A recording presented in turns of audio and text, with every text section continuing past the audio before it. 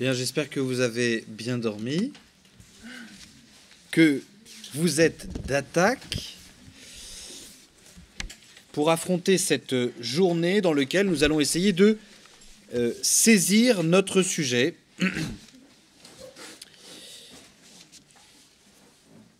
Alors, il faut bien que vous vous rendiez compte que on assiste aujourd'hui, dans notre société occidentale, à un retour du paranormal, à un retour de tout ce qui est phénomène extraordinaire. Pourquoi je dis un retour? Parce que on n'a pas... dans le 19e siècle, il y avait une fascination pour l'occulte, etc.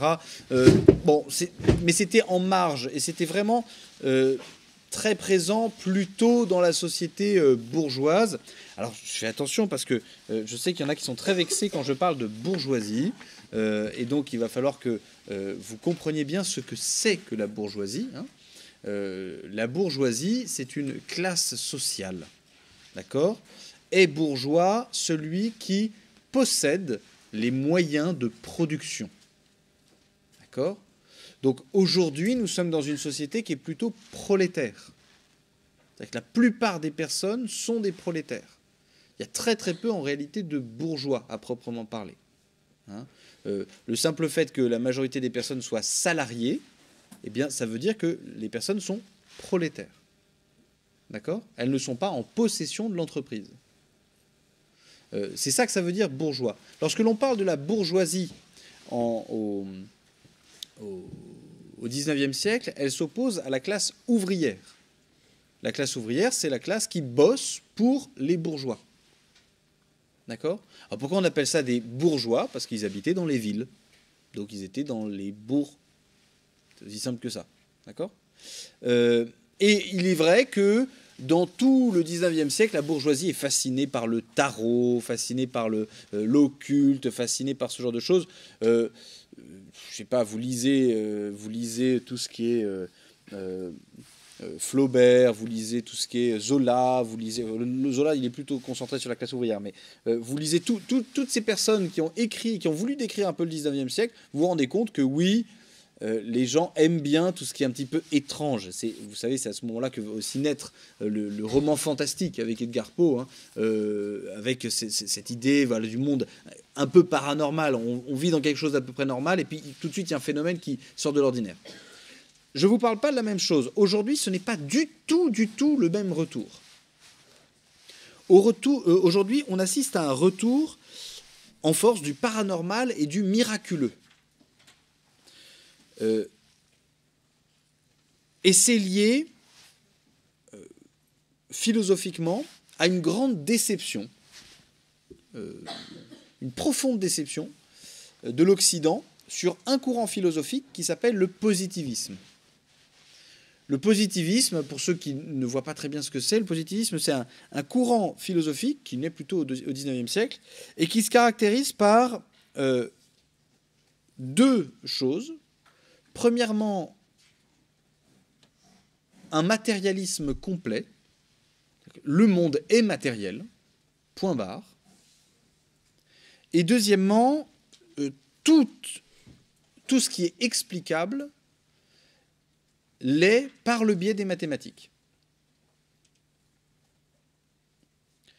Et vous voyez, par exemple, la tentative pour rendre la psychologie scientifique, en fait, elle a pour vocation d'être positiviste. C'est-à-dire qu'il faut tout expliquer au maximum par des stats. Chers amis, vous navrez de vous rappeler ce genre de matière terrible que vous devez aborder. Mais voilà, les stats, c'est en fait une tentative de rendre mathématisable la psychologie, reproductible la psychologie, et en fait on a voulu le faire pour toutes les sciences, la médecine et ainsi de suite. Sauf que ces deux aspects, ils ont été balayés. Et notre 21e siècle, bientôt 22e, va continuer à balayer en fait totalement ces deux aspects, le matérialisme et la mathématisation.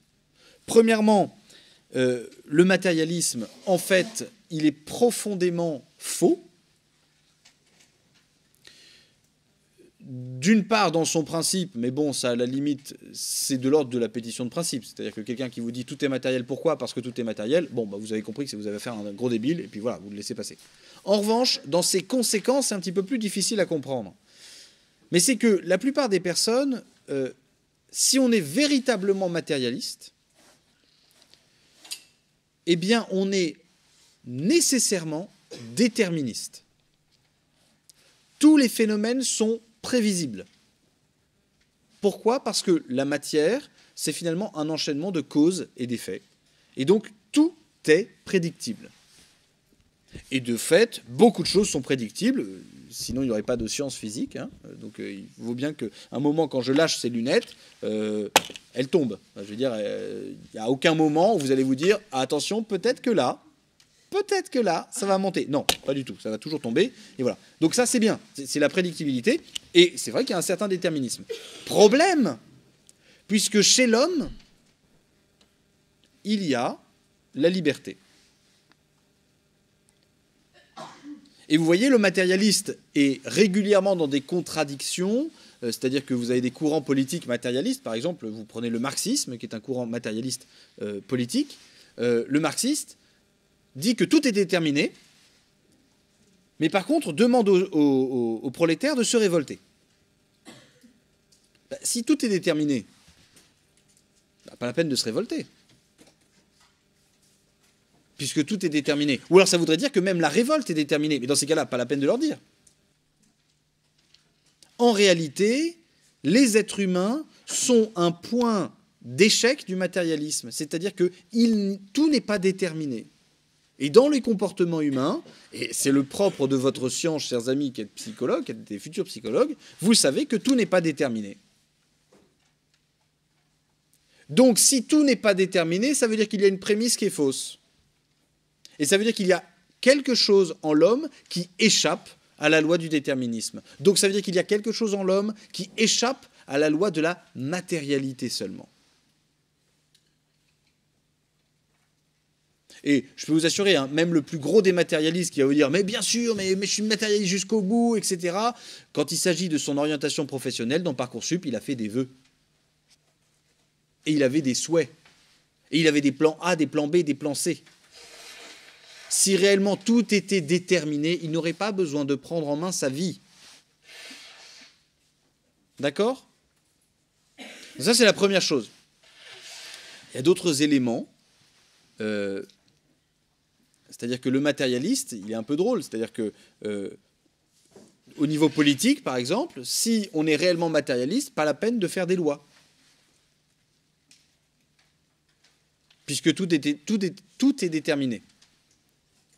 Celui qui doit faire le mal, il va faire le mal. Celui qui doit faire le bien, il va faire le bien. À quoi bon faire des lois qui punissent et qui récompensent? Enfin, ils ne récompensent pas, mais qui punissent en tout cas.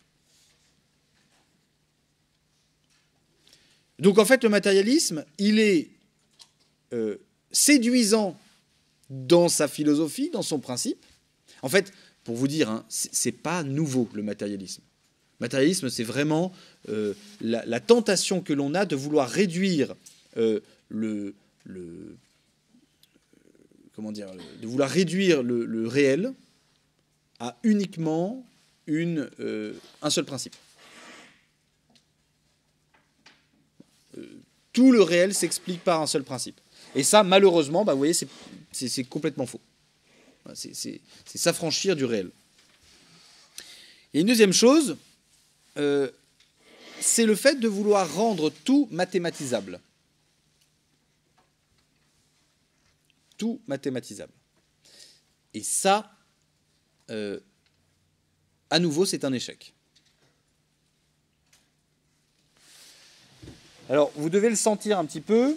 Il y a des tentatives régulières, des sciences qu'on appelle dures, pour essayer d'absorber toutes les autres sciences.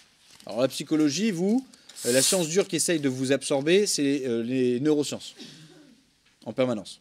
C'est très intéressant, remarque. Mais c'est constamment une tentation d'essayer de récupérer tous les comportements psychologiques à l'aune de la neuroscience. Ce qui fait qu'il y a certaines choses... Je vais quand même boire, ne vous en faites pas. Je l'ai ouverte, je vais boire, mais je cherche à finir mon idée avant de boire. D'accord ? Je vais la poser, parce que je vois que ça en stresse certains. D'accord? Je le reprends après. J'ai perdu ce que je disais. Oui, c'est bon. Voilà.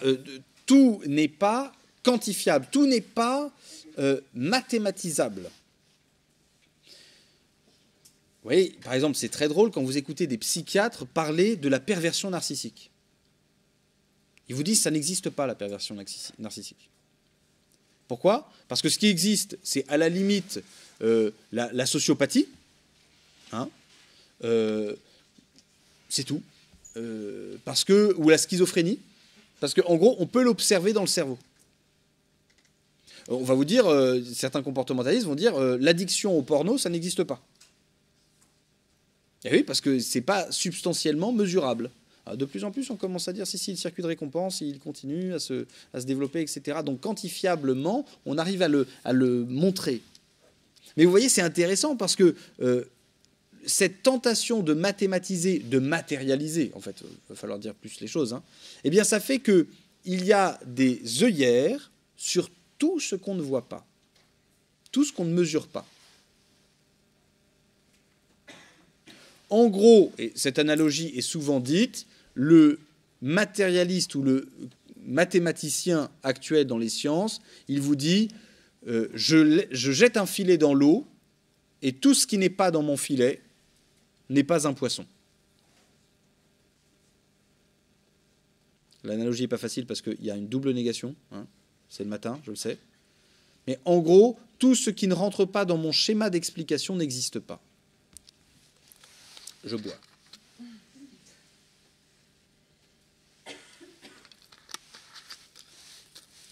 Alors, ça, c'est tellement vrai que parfois on arrive à des aberrations. Des aberrations scientifiques que personne ne relève. Par exemple, l'équation actuelle qui explique le mouvement des astres dans l'univers n'est explicable uniquement parce qu'on y ajoute 95% de matière noire. 95% de matière noire. La matière noire, c'est quoi? Une matière qui ne serait pas mesurable, pas observable, pas quantifiable. 95%. Et on est content avec ce modèle explicatif, vous voyez? Parce qu'on arrive à expliquer comment ça se fait qu'il y a des trucs qui brillent dans le ciel et qu'on arrive à prédire leur trajectoire. Et c'est vrai, ça fonctionne. Mais ce modèle explicatif ne suffit pas. Vous allez prendre autre chose. Vous voyez, en médecine. En médecine, par exemple, il y a une tentation actuelle de véritablement se dire, bon, il y a c'est ce que j'adore, c'est la posologie des médicaments. On va dire, bon, très bien, vous prendrez 500 grammes de Doliprane ou de paracétamol ou 1000 grammes de paracétamol. On le sait très bien aujourd'hui, hein, c'est l'équivalent d'une bombe atomique pour détruire un poulailler. D'accord? C'est qu'on met une telle quantité, parce qu'on se dit, cette quantité-là, au moins on est sûr que ça va faire effet. Alors qu'en réalité, il faudrait prendre la taille, prendre le poids, prendre l'âge. Regardez quand vous avez une opération et que vous devez avoir une anesthésie générale. Là, à ce moment-là, ils commencent à flipper un petit peu les médecins. Donc là, ils vous demandent quoi? De remplir tout un truc, votre poids, votre taille, est-ce que vous avez déjà vécu des trucs, est-ce que vous avez des machins. Pourquoi? Simplement pour doser. Juste pour doser les médocs qu'ils vont vous donner. Et vous voyez, ce modèle-là, en fait, ultra normé, si je puis dire, c'est-à-dire telle personne, il lui faudra telle chose, etc. en médecine, et bien de plus en plus, il est remis en question. Et il est remis en question par quoi? Par le retour du n'importe quoi. À tout niveau. Et c'est-à-dire que, vous voyez, l'échec que l'on voit actuellement du positivisme, eh ben on est en train de se manger l'opposé, l'extrême opposé. Et donc vous avez des gens, ben regardez, il manque 95% de matière noire, ce qui prouve bien que la Terre est creuse. ou que la Terre est plate. Ce qui prouve bien qu'en réalité, on n'est jamais allé sur la Lune. Ce qui prouve bien que finalement, les sciences nous mentent. Regardez la médecine, elle galère. Ce qui prouve bien qu'on pourrait très bien se nourrir de prana. Et se nourrissant de prana, nourrir de prana, alors le prana, c'est une énergie lumineuse. On arrivera à guérir de tout. Je ne suis pas en train de dire, voilà, terre plate, terre machin, etc. Ça, je m'en fous. Ce que je veux dire, ce qui est intéressant, c'est ce qui prouve bien. Parce que le positivisme s'est planté, eh bien, ça veut dire qu'en face, on va être d'accord avec tout. Tout ce qui va être opposé à ça. Vous avez l'essor des médecines chinoises, par exemple. Vous avez des gens qui se présentent comme médecins chinois, adeptes de la médecine chinoise. Ils ont lu un livre de médecine chinoise traduit par un occidental. Voilà, c'est vraiment totalement différent. Et il va vous dire tous les remèdes qu'il faut avoir. Finalement, tu veux soigner ta sinusite, et ben, tu appuies 30 secondes sur là, 30 secondes sur là, 4 secondes sur là, tu respires un grand coup, tu fais un truc, et puis tu fais ça 7 fois et ça va le faire. Et vous ne marrez pas parce que ça marche. Pour certains. Vous avez des gens, alors ça j'aime bien parce que je mets tout le monde à dos quand je commence à parler de ce genre de trucs. C'est des gens qui considèrent que, attention, on sort de l'automne et de l'hiver. Vous voyez l'oscillococylum? Petit médicament d'oscillococylum. Alors c'est quoi l'oscillococylum? C'est quoi, s'il vous plaît? Ouais. L'homéopathie, c'est quoi? Non, mais dites-moi le contenu de ce médoc. Ouais.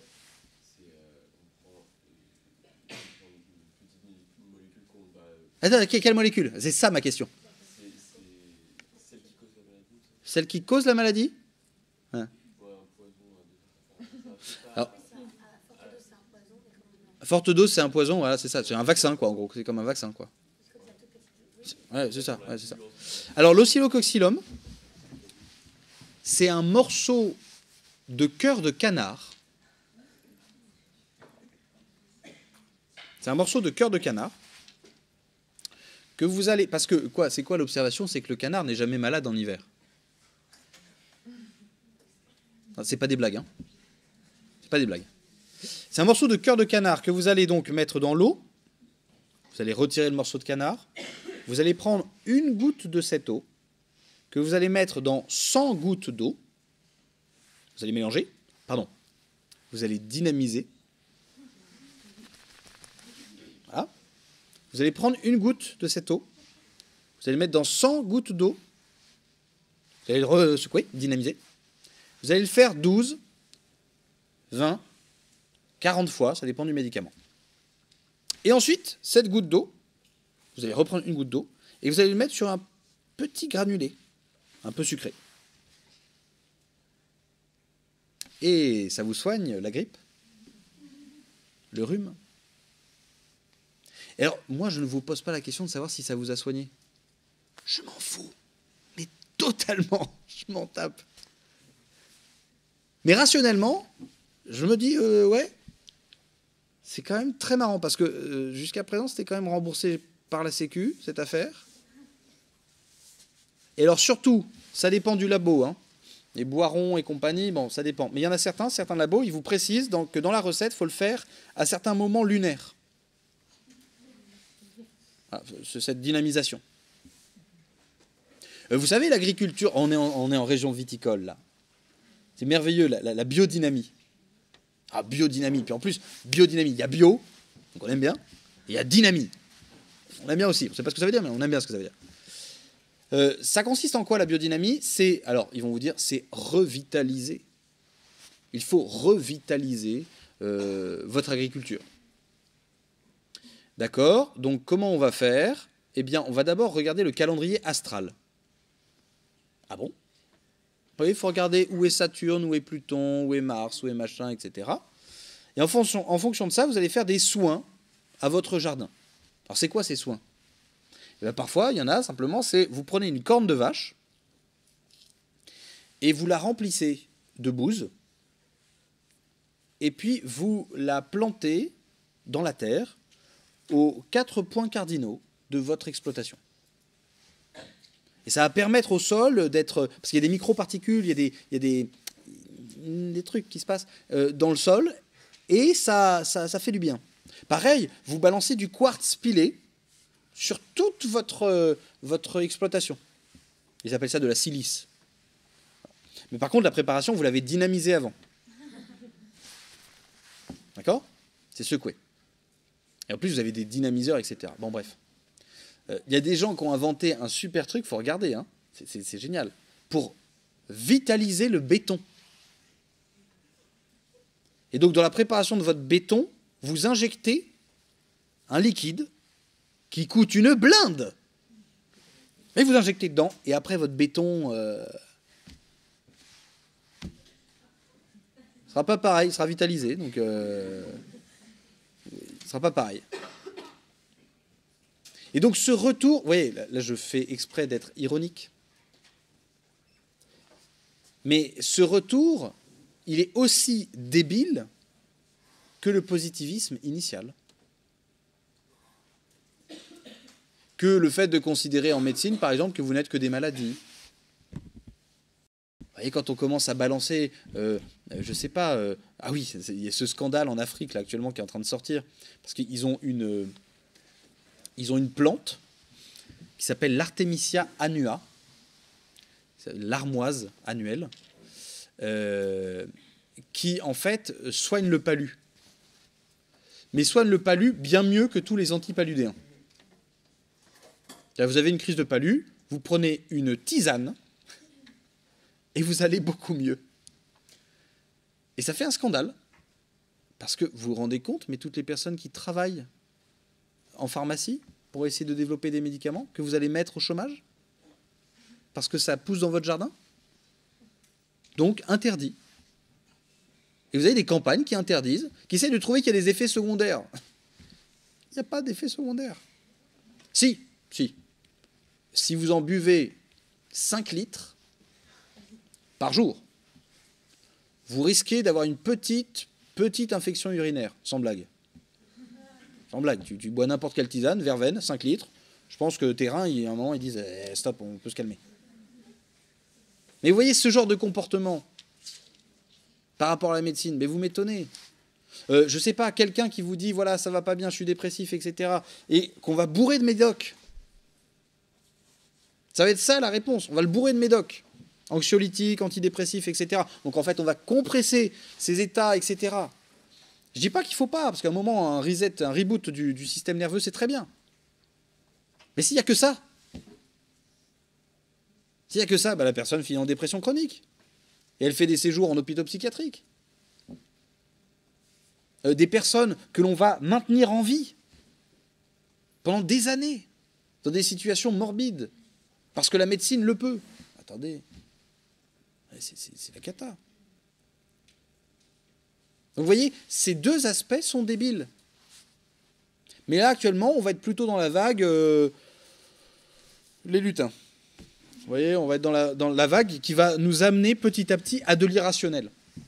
Mais à de l'irrationnel se voulant rationnel. Et c'est ça, moi, qui me fait... Ça me fait pas rire du tout. En fait, ça me désespère. Mais vous voyez, j'étais déjà suffisamment désespéré par le positivisme.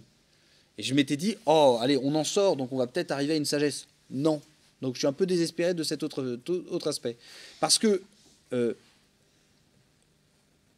on va vouloir fonder scientifiquement, matériellement, le retour du paranormal. Et donc, il y a des mots qui vont arriver. Des mots comme énergie, qui est un concept scientifique, l'énergie. Hein. Des mots comme quantique. Il y a des gens qui arrivent qui disent, voilà, on a une médecine quantique. T'entends le mot quantique qui est associé à un truc qui n'est pas normal, tu ne le fais pas. Des mots comme, oui, je l'ai dit, donc énergie, dynamisation, donc voilà, on en a parlé. Des mots comme, comment Ah oui, bah, très bien. Non mais voilà, non mais l'homéopathie, par exemple, bon voilà, non mais dans l'intuition homéopathique, il y a des choses qui peuvent être très intéressantes. Et oui, la mémoire de l'eau, par exemple, on va vous parler de la mémoire de l'eau. Il y a des recherches scientifiques qui vont essayer de vous établir que l'eau a une mémoire de ce qui se passe. Des fréquences, des ondes, lorsqu'on vous parle des ondes, lorsqu'on vous parle du magnétisme, j'adore le mot magnétisme. Le magnétisme, c'est des aimants, normalement. Non, ça n'a rien à voir. Et on va essayer de vous fonder ça. Donc, c'est-à-dire qu'on essaye le paranormal fondé sur le positivisme. C'est-à-dire qu'on essaye de revenir au truc. C'est-à-dire que, très bien, c'est une médecine qui fonctionne. Pourquoi? Parce qu'on a réussi à le prouver que c'était quantique. Oh. Vous voyez? Et ça donne lieu, matinée hein, de tout ça, à une hérésie intellectuelle qu'on appelle aujourd'hui le complotisme.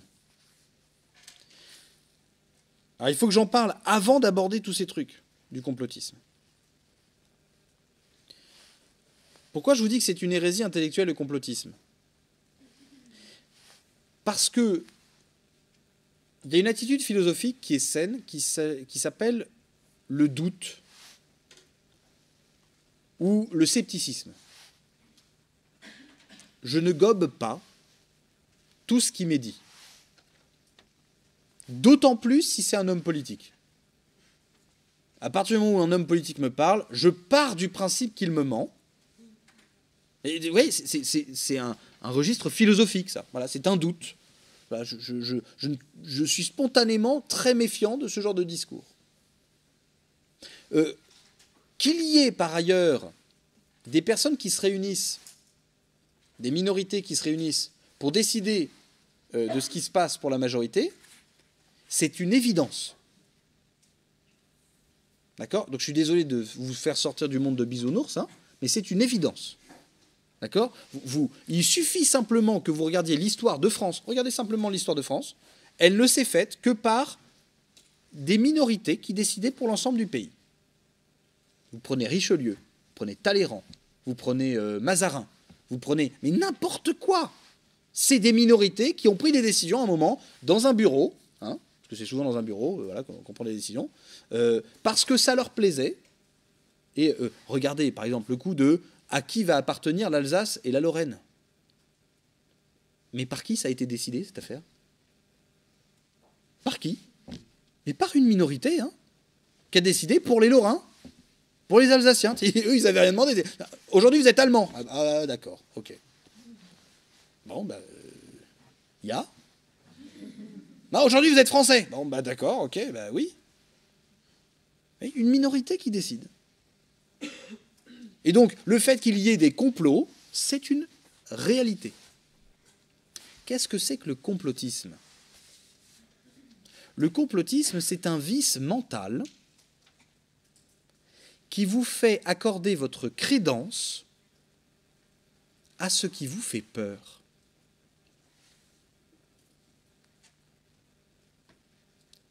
Et c'est assez nouveau. Où vous vous mettez à croire les trucs parce que ces trucs-là vous foutent les boules. En réalité, les vaccins. La thèse normale du vaccin, la thèse philosophique du vaccin, c'est un produit qui a été fait avec les pieds, en 3 mois, simplement pour se faire de la thune. Oui. Mais oui. Je veux dire, il faut être complètement con pour commencer à dire non, mais c'est par altruisme que Pfizer l'a fait. Mais pas du tout. Pas du tout. C'est-à-dire, soyons pas cons, quoi. Hein. Le complotiste. Le but du vaccin est de nous injecter une puce qui aura pour vocation de nous contrôler, permettant, par des envois de graphène, de phagocyter notre cerveau, nous faisant devenir des zombies. Pourquoi? Parce que c'est pas bien. Parce que... Pourquoi? Pourquoi ils veulent nous contrôler? Parce que c'est tellement mieux de nous contrôler. Pourquoi ils veulent nous contrôler? Ils veulent faire quoi, au bout d'un moment? Comme dans Star Wars, quand vous posez la question à Palpatine. Mais pourquoi tu veux être le dominateur de la galaxie? C'est quoi ton projet? Parce que c'est notre projet. Pourquoi? Et vous allez voir, j'ai commencé à en voir certains là, qui ont commencé à dire, vous avez vu que le gouvernement français veut envoyer un kit de survie en plein été. Pourquoi? Parce qu'il y aura un virus à l'intérieur. Résultat, les gens vont ouvrir le kit, vont se prendre le virus, et résultat, reconfinement. Covid-19. Confinement, qui, soit dit en passant, était une belle connerie. Mais c'est bon, ça fait 5 ans que c'est passé, on peut le dire, on s'est signé des autorisations. Non mais, qu'on admette notre connerie, à un moment, c'est-à-dire qu'on nous a dit, tu te signes ton autorisation, et si je le fais pas, eh ben ce sera pas bien. Ah bon, je vais le faire alors. Non mais, vous voyez, on a été un peu con-con. Bon, d'accord. Mais parce que pourquoi? Tout le monde était en panique, c'est juste ça. Hein. On était tous en flip. Donc on se mettait à faire des choses débiles. Et on acceptait de faire des choses débiles. Et comme la plupart des gens débiles étaient principalement au pouvoir, eh ben ça a duré longtemps cette affaire. Mais vous voyez, le complotisme, par contre, c'est le fait de donner sa crédence à quelque chose parce que ça me fait paniquer. Le fait que des grosses entreprises essayent de garder leur monopole, c'est un fait. Le fait de croire que Google, Facebook, Apple, Amazon se sont réunis à un petit bureau et se sont dit « On va gouverner le monde ». Non. Par contre, qu'ils se soient réunis peut-être pour dire « Bon, clairement, il y a tel pays qui va nous casser les couilles. Donc, est-ce qu'on peut trouver un moyen de l'empêcher ?» Si réellement ils avaient autant de pouvoir que ça, Trump n'arriverait pas à faire ce qu'il fait. D'accord? De dire à Apple, écoute, tous les trucs que tu produis en Chine, tu les produis plus en Chine.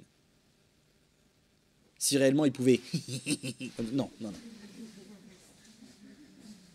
Qu'il y ait des lobbies, mais évidemment il y a des lobbies, évidemment il y a des groupes d'influence qui poursuivent quoi? Leurs intérêts, à eux. Ils s'en foutent de vous, hein, ça c'est clair. Et évidemment, bah vous avez des lobbies qui sont, je sais pas, ça me fait marrer, moi. Vous avez des lobbies pro-israéliens, des lobbies pro-palestiniens en France. Qu'est-ce que les Français en ont à foutre, normalement, hein? En vrai, qu'est-ce qu'ils en ont à faire? Le Français moyen, qui est ni juif ni palestinien, qu'est-ce qu'il en a à faire de ce qui se passe? Bah, le fait qu'on en parle autant, évidemment, c'est qu'il y a des lobbies qui poussent d'un côté ou de l'autre. C'est évident. Par contre, qu'ils soient, ces lobbies-là, responsables du chaos mondial, bah, attendez, non. Dites-moi ce qui vous fait dire ça. Quels sont les faits qui vous font dire ça? Vous voyez, là, il y a eu la mort du pape pour les catholiques, là. Alors là, tout le monde y va de son avis. Hein. Il suffit qu'il y ait quelqu'un qui crève pour que ça devienne un saint ou ça devienne le diable. Tu sais pas pourquoi. Mais alors, on entend des trucs sur le pape François, mais c'est génial. Mais c'est génial. Non, c'est un gars qui avait été envoyé vraisemblablement soit par la CIA, c'est toujours la CIA, tu ne sais pas pourquoi, la CIA pour verrouiller l'Église, parce que l'Église est un ennemi, vraisemblablement, de la CIA. En vrai, quand tu vois le curé Jean-Pierre, qui fait son homélie avec une voix comme ça, qui est absolument crevé à cause du tridium pascal parce qu'il a dormi 3 heures, et il doit gérer Marie-Bénédicte qui fait la chorale et compagnie, c'est pas l'ennemi principal de la CIA, hein. D'accord? En revanche, que les valeurs catholiques soient gênantes, oui, c'est vrai. Et qu'il y ait peut-être un travail de sape sur ces valeurs-là, oui, c'est vrai. C'est possible. Dans certains pays, oui, on n'aime pas les catholiques. C'est vrai. Et vous voyez, c'est un subtil équilibre à avoir. Et je vous fais cette petite parenthèse au tout début pour vous dire que là, on va rentrer dans le monde occulte, ésotérique et tout ce que vous voulez, qui peut devenir séduisant à plus d'un titre. Notamment pour ceux qui sont un peu complotistes. Je vous assure que quand on va voir le satanisme, par exemple, oh oh, là, les complotistes, le satanisme, c'est du pain béni. C'est-à-dire, ils comprennent pas bien ce que c'est que le satanisme, ils comprennent pas bien ce que c'est que le luciférisme. La franc-maçonnerie. Oh, la franc-maçonnerie. Nos copains, les francs-maçons, quoi.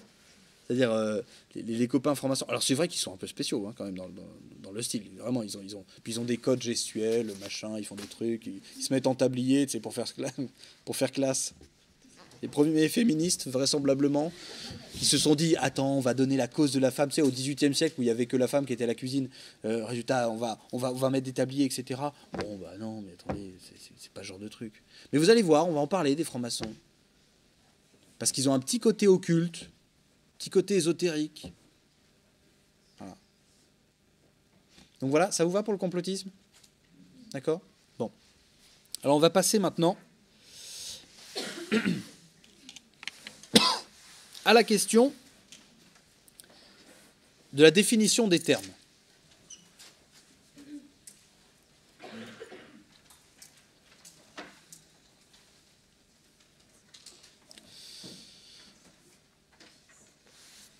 Alors, premièrement, il y a des fausses distinctions qui peuvent nous induire en erreur. C'est des mots du style surnaturel.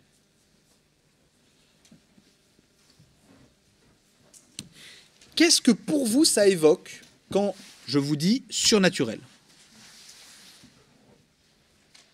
Si vous deviez définir le surnaturel, ouais. Ouais. Insensible en tout cas.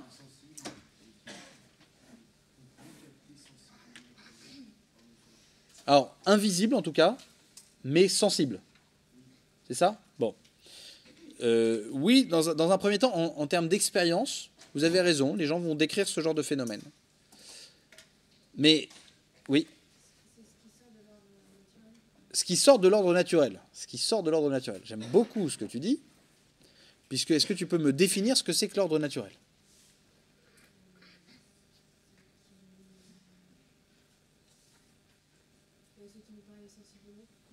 Ce qui est sensible. Donc on revient. Sauf qu'il vient de vous dire, votre camarade, que non, il y a des phénomènes surnaturels que je sens. Les gens qui entendent dans leur mur, ils entendent des trucs. Hein. C'est sensible, oui. Ce qui ne peut pas être expliqué par une cause rationnelle. Alors, oui, en tout cas, ce qui est inexplicable, vous avez raison, mais ça, c'est une définition négative. Et en philosophie, on n'aime pas trop ça. Parce qu'il y a plein de choses qui ne sont pas explicables, mais qui ne sont pas forcément surnaturelles. Oui. Qui dépasse la nature d'une chose. C'est quoi la nature d'une chose? Son essence. D'accord. Ça dépasse son essence. Donc un homme qui se met à léviter, vous vous dites, surnaturel. Mais si c'était dans son essence d'être capable de léviter, est-ce que ce serait surnaturel?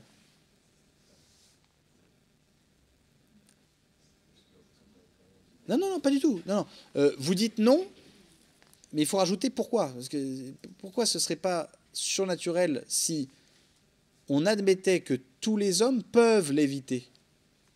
Peuvent, le font pas, hein, mais peuvent. Ouais. Parce qu'il y a pas de ce qui est surnaturel, c'est ce qui arrive sans lien de causalité et qui surtout dépasse les capacités normales. Ok, ce qui arrive sans causalité et qui dépasse les capacités normales. Vous introduisez un nouveau thème, le normal. Normal et paranormal. Vous voyez, on a une nouvelle dualité, c'est-à-dire nature sur nature, normal, paranormal, oui.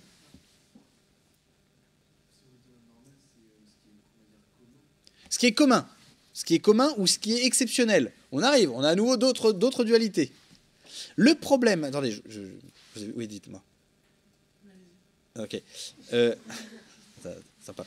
Le problème du mot surnaturel, c'est que si vous n'avez pas de définition du mot naturel, c'est foireux.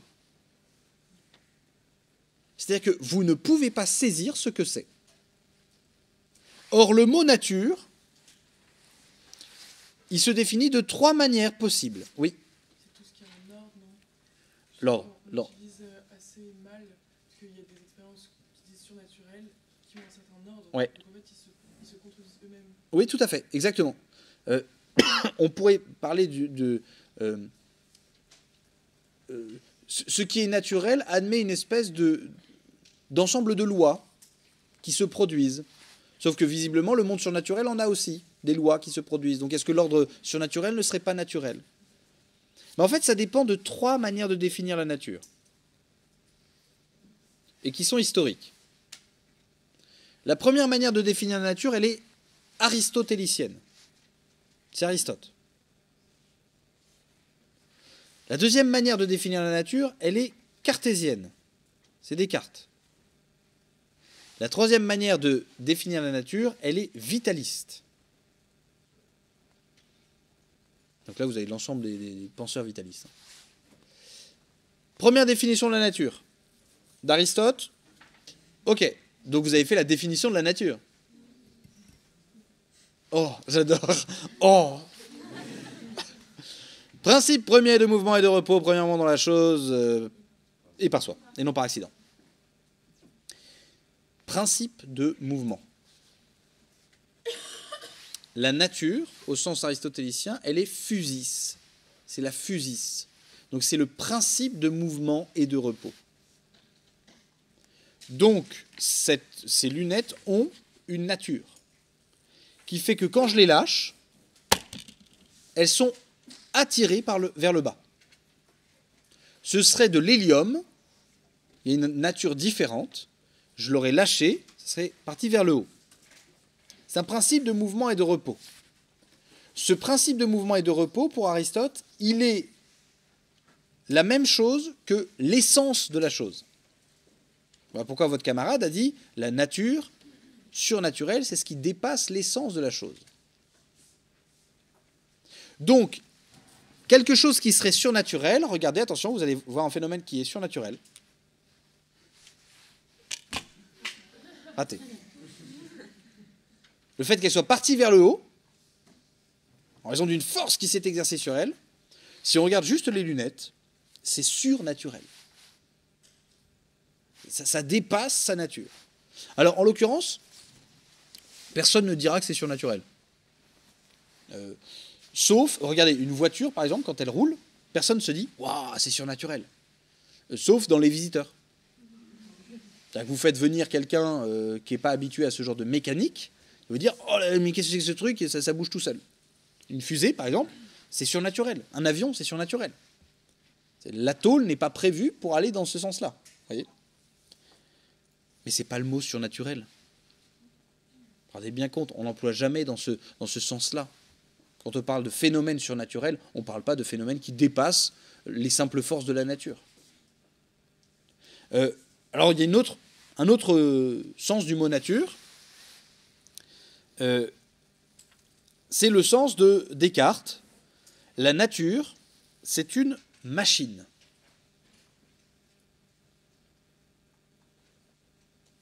La nature, c'est une machine globale qui admet donc des lois.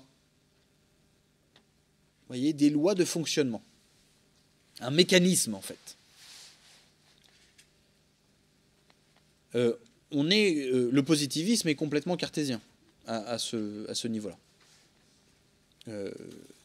Les médecins qui vous envisagent comme une machine, bon, c'est très intéressant quand vous discutez avec un chirurgien. Pour un chirurgien, vous êtes un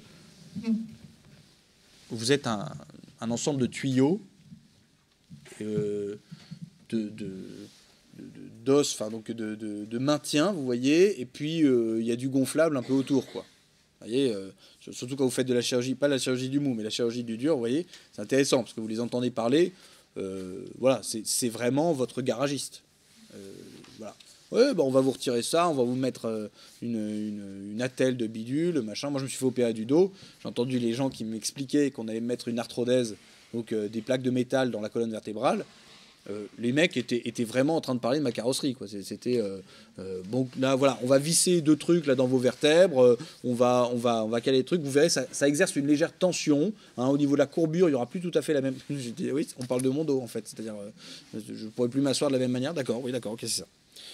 Donc ça, c'est l'aspect machine. Et donc, quand on parle de nature, on parle d'une nature qui a des lois.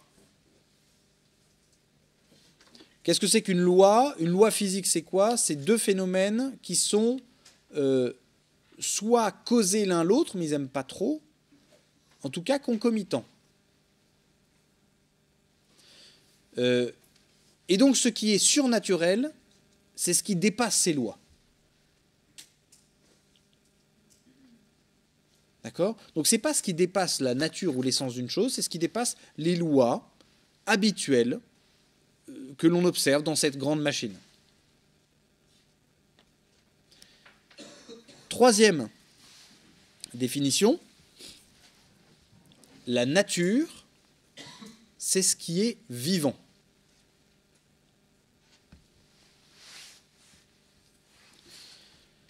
Mais alors en fait, il faut bien dire les choses, on finit rapidement par découler sur tout est vivant. La pierre, d'une certaine manière, elle est un peu vivante. Le bureau, d'une certaine manière, il est un peu vivant. Vous voyez, un espèce de chamanisme. J'aimais bien parce que nous faisait le cours de philosophie de l'homme. Je ne sais pas si c'était votre cas aussi. Comment? Il fait l'éthique, d'accord.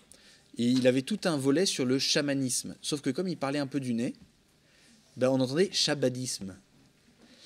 Et donc pendant très longtemps, beaucoup de mes camarades disaient il y a un courant philosophique qui s'appelle le chabadisme. Et voilà, c'est un peu mystique, etc. Et moi je leur disais mais non, mais c'est des chamans.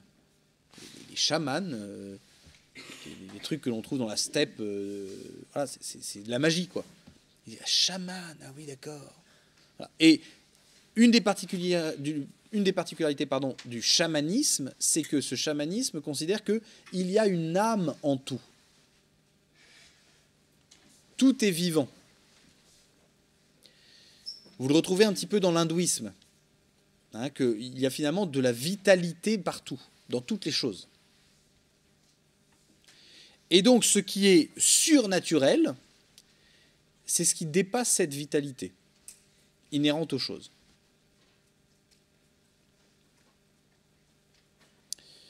Bon, résultat, vous comprenez bien que le couple nature sur nature ne nous renseigne absolument pas sur ce qu'on essaye de travailler en ce moment. Voilà pourquoi vous ne m'entendrez que très peu parler de phénomènes surnaturels. Pourquoi? Parce qu'en réalité, le phénomène surnaturel vient, ce qu'on appelle le surnaturel, vient exclusivement du christianisme. Pourquoi? Parce que l'action de Dieu dépasse la nature des choses.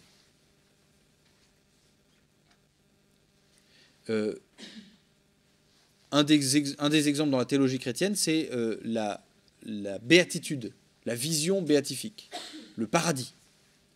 Le paradis, c'est quelque chose où, sans l'aide de Dieu, vous n'en êtes pas capable.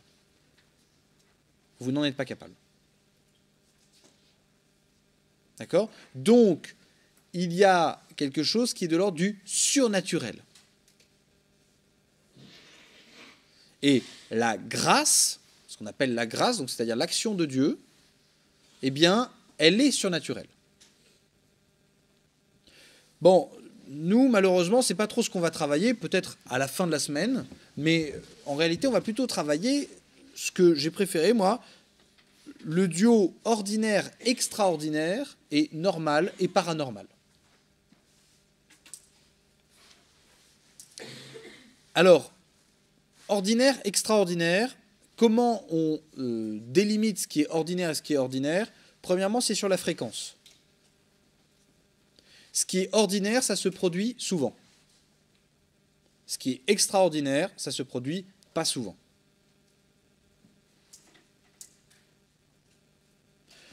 En termes de connaissance. L'ordinaire, on a une connaissance du fait, il est explicable. L'extraordinaire, il est difficilement explicable.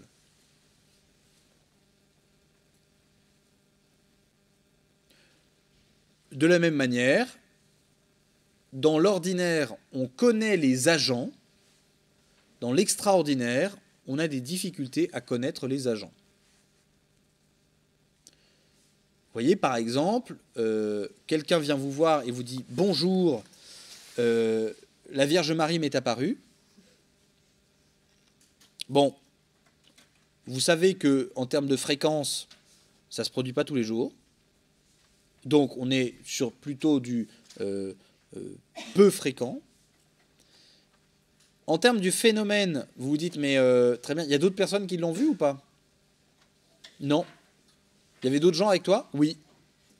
Et tu étais la seule à la voir? Oui. Bon. Donc déjà, vous comprenez que le phénomène en lui-même, ça va être difficile de l'expliquer. Et dernièrement, l'agent. Qui agit? Je vous pose la question. Qui agit?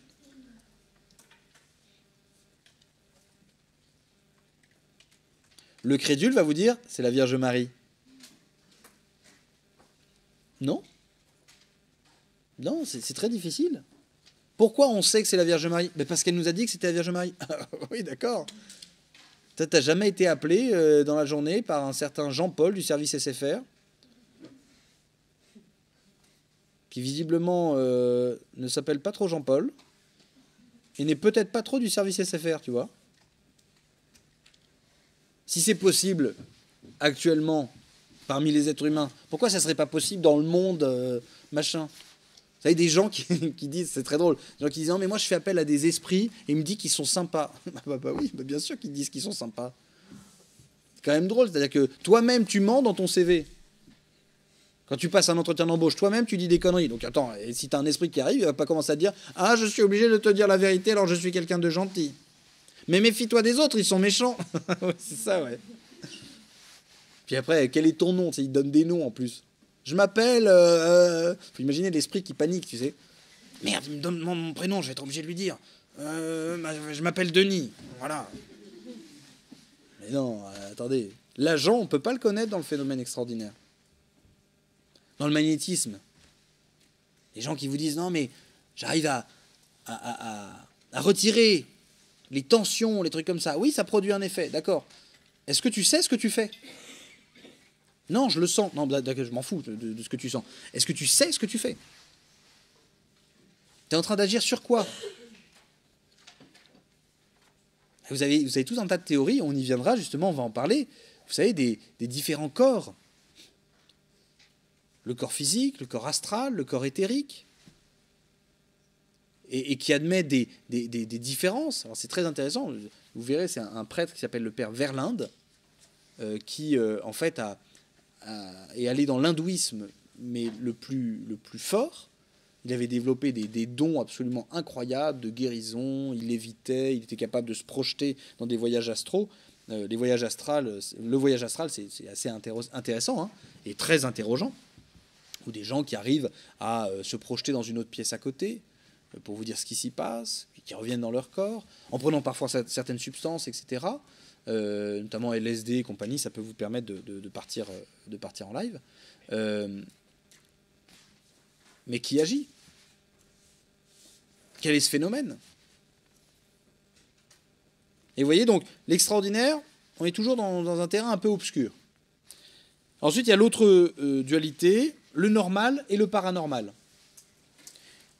J'aime beaucoup cette dualité de normal et paranormal parce que dans le mot normal, il y a le mot norme.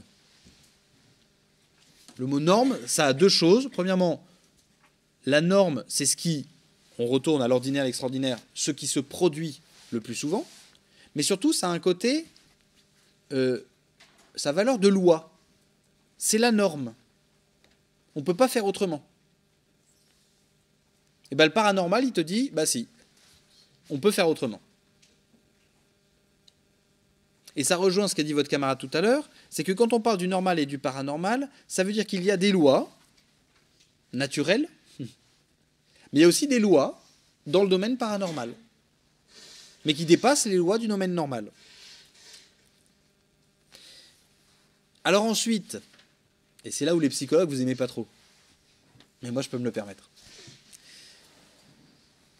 Pendant toute notre étude, et pendant toute l'étude moi que j'ai eue, je me suis posé la question, c'est est-ce que c'est bien ou est-ce que c'est pas bien? Moi j'ai voulu moraliser le truc. Pourquoi? Parce qu'à la base, moi je suis professeur de philosophie morale. Et donc, de l'éthique. Moi quand je regarde l'agir humain, j'ai besoin de me poser la question, est-ce que c'est bien ou est-ce que c'est pas bien? Vous pouvez me dire ce que c'est que le bien? Ou ce que c'est que le pas bien?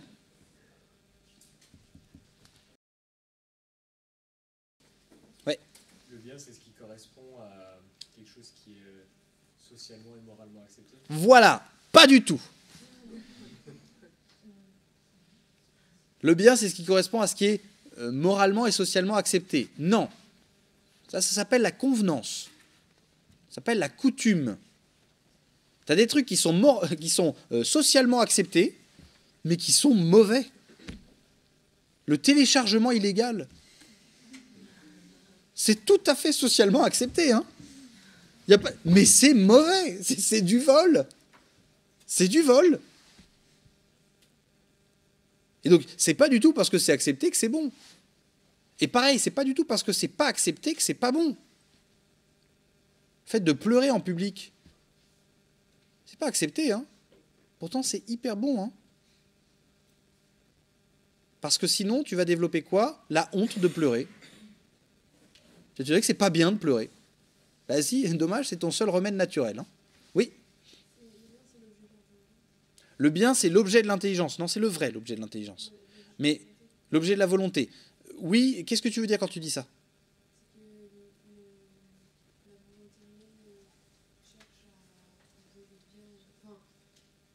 Oui, mais tu me dis pas ce que c'est, le résultat. Je sais. J'ai tenté un truc, mais je sais. C'est quoi le bien? Oui. Le respect de... J'aime bien. L'autre, elle abandonne au milieu de la phrase. Peut-être le respect de la nature, de la dignité, merde. Je sais rien. Oui, le respect de la nature. J'aime pas, parce que le mot respect, si tu respectes la nature, ça veut dire quoi, respecter la nature? Ou la dignité. Il y a des gens, ça me fait marrer, il y a des gens, vous savez, qui sont en train de réfléchir là, actuellement à l'Assemblée nationale pour proposer une loi pour mourir dans la dignité. Comme si tu mourais dans la dignité. Il y a des morts qui sont dignes, puis il y a des morts qui sont pas dignes. Le mec qui se vautre dans sa baignoire et qui s'éclate la tête sur le robinet, ouais, c'est digne. Non, c'est digne, là, c'est digne. Par contre, la personne qui meurt avec Alzheimer, là, c'est pas digne. Non, là, c'est pas digne. Non, mais arrêtez, la dignité, c'est un concept tellement pardon, mais aberrant. C'est pas l'autre qui te donne ta valeur. Hein. À aucun moment. C'est-à-dire que tu as ta valeur en toi. Non, le bien... Là, c'est une révélation, chers amis. C'est une révélation morale. Le bien, c'est ce qui accomplit ta nature. On va le dire autrement, c'est ce qui te rend heureux. Le bien, c'est ce qui fait ton bonheur. Le mal, c'est ce qui te désintègre. C'est ce qui te rend malheureux. Entends bien, je ne t'ai pas dit, le bien c'est ce qui te fait plaisir. Et le mal c'est ce qui te rend triste. Pas du tout. Tu as des plaisirs qui te désintègrent. Et puis tu as des tristesses qui sont bonnes. Le bonheur, c'est vraiment, le bien, c'est vraiment ce qui réalise ton bonheur. Et donc moi je me suis posé la question, savoir dans le phénomène paranormal et dans le phénomène extraordinaire, est-ce qu'on est face à des choses qui viennent réaliser la personne ou qui viennent la désintégrer? D'accord? Oui. Mais là, dans la définition du bien qu'on donne, Mm. c'est une définition juste pour les humains. Parce qu'on peut parler du bonheur du caillou, par exemple. Alors, vous avez tout à fait raison. Le bien, si vous voulez donner une définition très générique qui s'appliquerait à tous les êtres, c'est ce à quoi toute chose tend en raison de sa nature. D'accord. Vous voyez, l'arbre, une plante, ça tend à quoi? En raison de sa nature. Ouais. Alors, ouais. Croître pour se reproduire. C'est de la reproduction. Une plante, elle veut se reproduire. Tant et si bien, vous voyez, il y a beaucoup d'arbres, par exemple, au printemps, ils envoient d'abord les fleurs et ensuite les feuilles. C'est-à-dire que le réveil, la montée de sève, etc., c'est j'envoie toute l'énergie qui me reste, et quand vous mettez un stress hydrique à une plante, elle va vous faire des fleurs. Vous lui enlevez l'eau, et en fait, elle est en train de crever, elle se dit « Allez, c'est mon va-tout !» Balance une fleur. C'est la reproduction. Alors, c'est aussi présent chez les animaux, c'est aussi présent chez les êtres humains, etc. Chez l'animal, ce serait quoi, ce à quoi il tend? Ouais. Oui, mais selon quelle modalité? Ouais. Non, il s'en fout, en fait. Non, mais l'animal ne se pose pas de questions, l'animal. Hein. Il y a des phéromones, et yallah. Vous voyez, il se dit pas, il y a un moment, ce serait bien qu'on en fasse combien, là, cette année parce qu'on n'est pas très bien au niveau de l'espèce. Non, il s'en fout. Ça, c'est l'homme qui, quand il voit qu'il n'y a plus que 250 individus d'une espèce, il se dit, ah, survie de l'espèce, le tigre du Bengale, allez, on met Micheline. Micheline, pourquoi Micheline? On met une tigresse et puis un tigre ensemble, et allez-y, les gars, parce qu'il faut survivre au niveau de l'espèce. Oui. Ouais, super. C'est le plaisir. Et c'est passionnel, hein, chez l'animal. Alors, c'est le plaisir, et il y a une autre finalité, c'est que l'animal, il tend à se mouvoir. C'est vraiment, vous exercez une très grande violence chez l'animal si vous l'empêchez de se mouvoir comme il l'entend. Un oiseau dans une cage, par exemple. Vous voyez, un poisson dans un aquarium. Il y a quelque chose qui est très violent, en réalité, par rapport à l'animal. Oui. L'huître, elle ne peut pas bouger. Elle bouge carrément, hein, une huître. Elle ne peut pas se déplacer localement, hein, mais elle va pouvoir ouvrir. Vous mettez un élastique autour de l'huître pour pas qu'elle puisse s'ouvrir. Elle ne le vit pas bien. Hein. C'est-à-dire, non, et puis il y a une croissance, il y a sur le truc. Mais vous avez raison, il y a certains animaux. Vous prenez par exemple les éponges, ou les champignons. Vous voyez, on est à mi-chemin entre le végétal et l'animal. Et donc, savoir quelles sont leurs finalités, c'est un peu difficile. Oui. Ouais.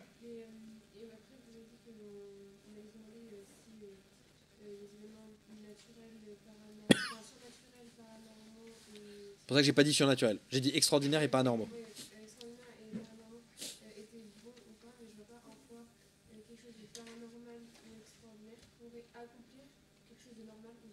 Mais parce que certaines personnes vont vous dire, par exemple, que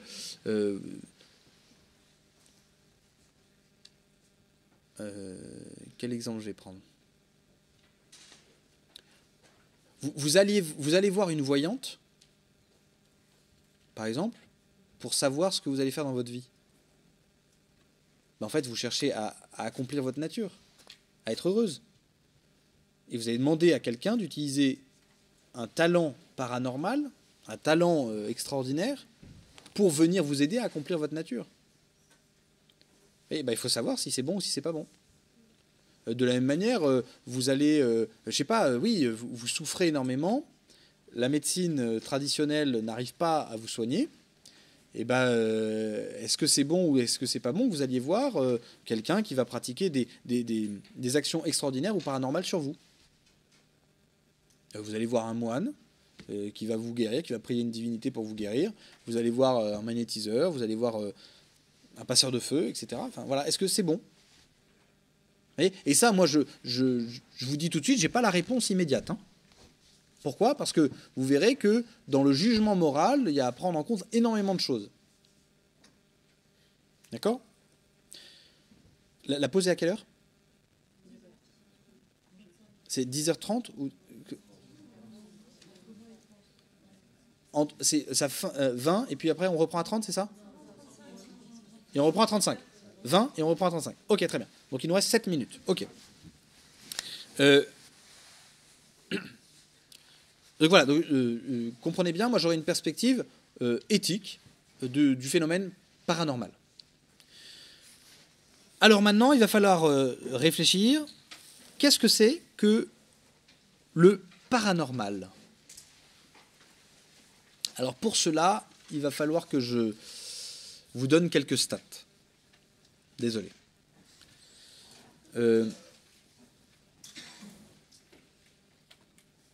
En 2014, il y a eu une enquête qui a été faite sur 18 000 personnes interrogées. Et sur ces 18 000 personnes interrogées, il y en avait un tiers qui disaient qu'elles avaient vécu des expériences de pseudo-télépathie. Donc être capable de percevoir les pensées de quelqu'un, les images de quelqu'un, de deviner les choses avant qu'elles n'arrivent, etc. Il y a 25% qui ont déclaré qu'elles avaient déjà vécu une expérience de spiritisme. Le spiritisme, c'est un contact avec des esprits. Des esprits, soit des personnes qui sont mortes, soit des esprits, des entités. Voilà. 20% sont déjà allés consulter une voyante.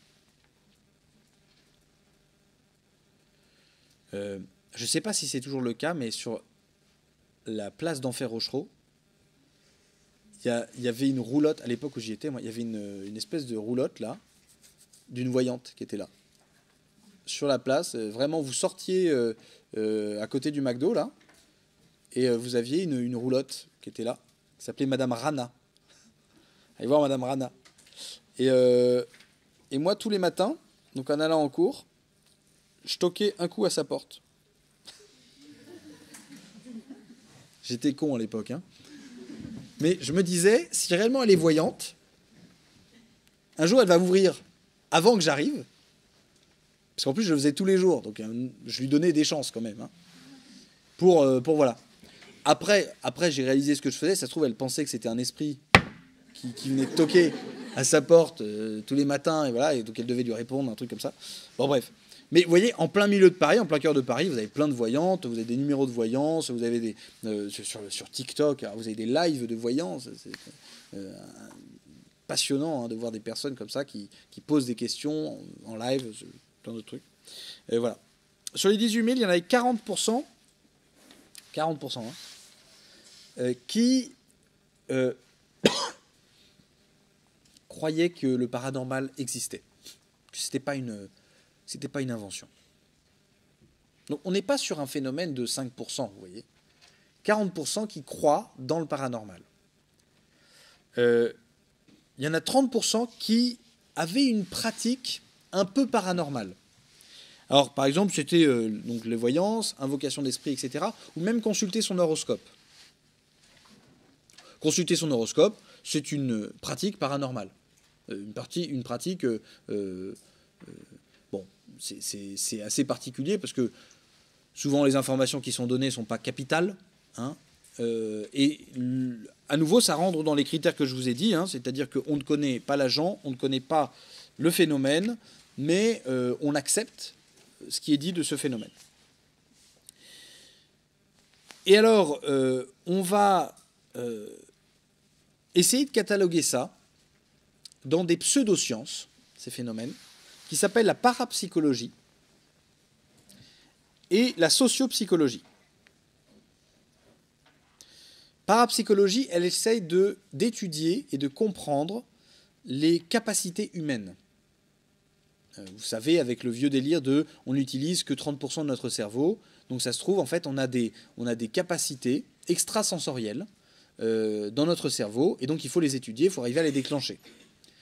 Vous avez justement la sociopsychologie, la socioparapsychologie, excusez-moi, j'ai oublié le para, la socioparapsychologie, qui vont essayer de mesurer l'impact des pratiques ésotériques, occultes, paranormales sur une société.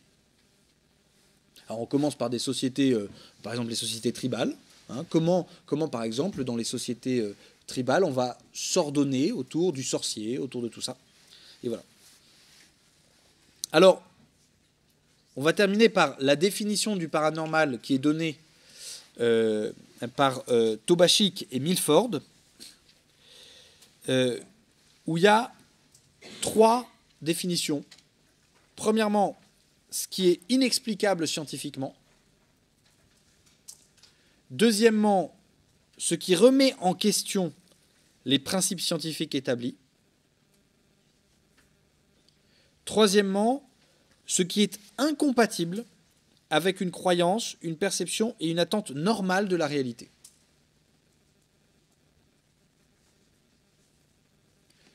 Donc, première, ce qui est inexplicable scientifiquement. Deuxièmement, ce qui remet en question les principes scientifiques établis. Troisièmement, ce qui est incompatible avec une croyance, une perception et une attente normale de la réalité. Dommage, parce que ces 3 définitions sont des définitions négatives.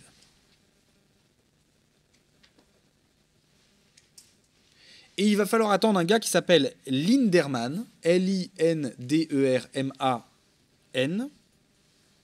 qui va déclarer que c'est une croyance, et là je vous invite à noter,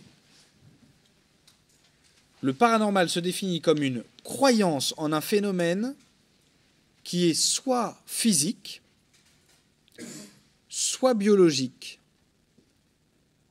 soit psychologique, auquel la personne attribue une caractéristique propre à l'une des 2 autres catégories. Je vous le redis, c'est une croyance en un phénomène qui est soit physique, soit biologique ou encore psychologique, auquel la personne attribue une caractéristique propre à l'une des 2 autres catégories. Je vous donne un exemple. Une phrase, la personne qui vous dit vous savez, cette maison, elle a gardé en mémoire des souffrances d'anciens habitants. Vous prenez la maison, c'est un élément physique, à garder en mémoire, on attribue une caractéristique psychologique, des souffrances d'anciens habitants. Vous voyez, vous attribuez une caractéristique psychologique à un élément physique. Et c'est ça, le paranormal, c'est que c'est une croyance, d'abord. On se retrouve dans 15 minutes. Abonne-toi Fripounet, hisse la grande voile, pirate de la pensée, abonne-toi à FMP. La vidéo est déjà terminée, il te faut reprendre le large, mais avant de monter dans ta barge, abonne-toi à FMP. Abonne-toi Fripounet, hisse la grande voile, pirate de la pensée, abonne-toi à FMP.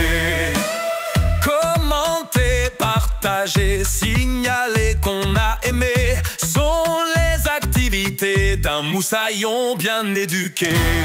Abonne-toi Fripounet, hisse la grande voile, pirate de la pensée, abonne-toi à FMP. Voici ta mission, si tu rejoins le club des fripons, car s'abonner à FMP, c'est accepter de ferrailler.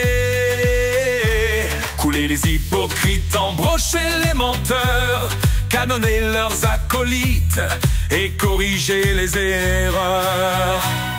Abonne-toi Fripounet, hisse la grande voile, pirate de la pensée, abonne-toi à FMP.